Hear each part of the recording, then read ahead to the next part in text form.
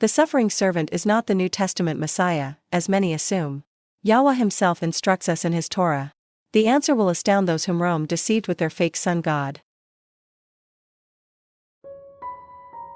Who is the suffering servant in Isaiah 53? Isaiah explains who the suffering servant is and refers to them as a singular people.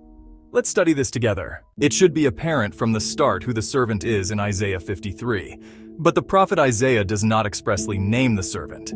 The servant is recognized in Isaiah 41, 42, and 49, with unambiguous signs. In chapter 40, Isaiah consoles the Israelites on Yahweh's behalf. Isaiah 40 opens with an appeal to console Yahweh's people, saying, "Speak to the heart of Jerusalem and call out to her, for her time of exile is fulfilled, and her iniquity has been forgiven, for she has received from the hand of the Lord double for all of her sins." The prophet then says that Yahweh's truth will shine out, and that everyone will hear Yahweh's voice. Verse 9 reads, "Ascend upon a high mountain, O herald of Zion, raise your voice with strength. O herald of Jerusalem, raise it, fear not. Proclaim to the cities of Judah, behold your Yahweh." In a future age, individuals in covenant with Yahweh will see his revelation of the Torah's fulfillment. Let me repeat this. For those who have made a covenant with Yahweh, he will reveal his sole plan of salvation. Please understand that if you are kneeling to or praying to Rome's Jesus Christ, or whatever you call it, you are not in covenant with Yahweh. Those who are in covenant and who are spoken of in a singular context will see the vindication of their work. Those who are spoken of in a singular context will see the vindication of Yahweh's servants, who, while enduring derision throughout history, stay faithfully dedicated to Yahweh.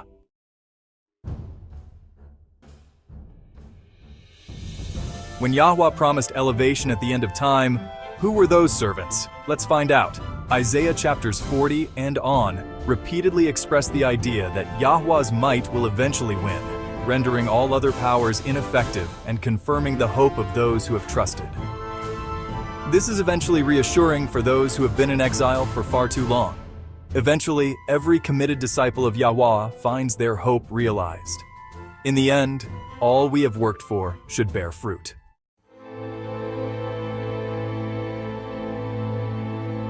A story revolves around a man who has spent nearly 3 decades in prison. They had tied a rope around his body, forcing him to walk around a millstone. He faithfully performed this duty while confined for 30 years and never complained. He wore this heavy outfit because he felt he was making a difference. Legend has it that after he was released after 30 years, they escorted him to the basement and presented him with the massive millstone he had been toiling under. He, just as each suffering servant of time past and future, performed his task for the exaltation of our Creator Yahweh. In their earthly mission, those who had dedicated their lives to Yahweh's ultimate purpose as suffering servants worked to spread Yahweh's message, bringing hundreds of thousands, if not millions of people to the knowledge of the ways of our Creator's only means of salvation. Hosea 13:4. But I am Yahweh, your Elohim since the land of Mitzrayim, and an Elohim besides me you shall not know, for there is no Savior besides me. Repeating, for there is no Savior beside me.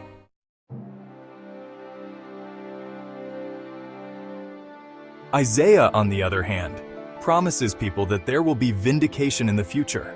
Yahweh's only real plan of salvation will eventually be disclosed to the entire world, and it will not include Rome's heathen god, Jesus Christ, or any other name they may give it.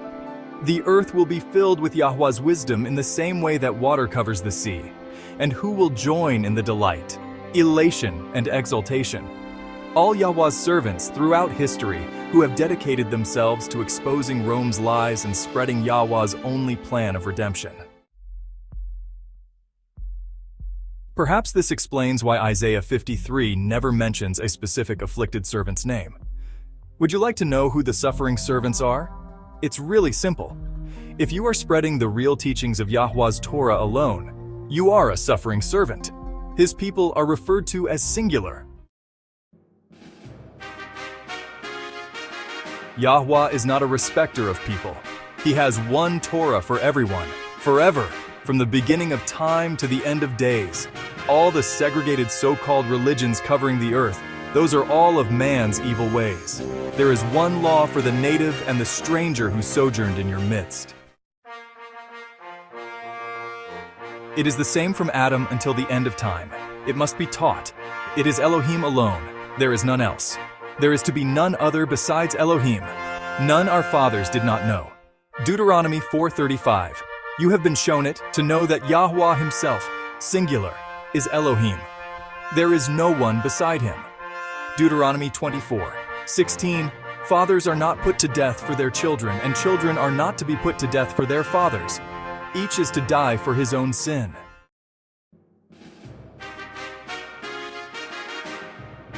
Isaiah 44:24. Thus said Yahweh, your Redeemer, and he who formed you from the womb. I am Yahweh, doing all, stretching out the heavens all alone, spreading out the earth with none beside me. Isaiah 45:21. Declare and bring near, let them even take counsel together. Who has announced this from of old? Who has declared it from that time? Is it not I, Yahweh? And there is no mighty one besides me, a righteous El and a Savior. There is none besides me. Again and again. And there is no mighty one besides me, a righteous El and a Savior. There is none besides me.